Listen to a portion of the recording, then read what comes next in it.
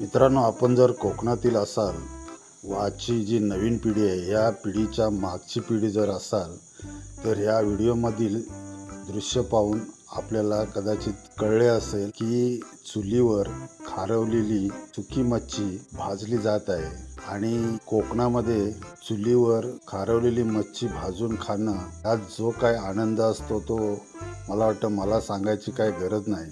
आणि ही भाजलेली मच्छी भाकरी किंवा जेवणाबरोबर जर मिळाली तर जेवण एकदम फक्कड आणि लज्जतदार होऊन जातं। आजही आम्ही आमच्या कोकणात गावी गेलो असता अशी खारवलेली सुकी मच्छी आम्ही चुलीवरच भाजून खात असतो। आपण पाहू शकता ही अशा प्रकारे खारवलेली मच्छी की मच्छी शिंगाळ्याची व ढोमी मच्छी भाजलेली आहे।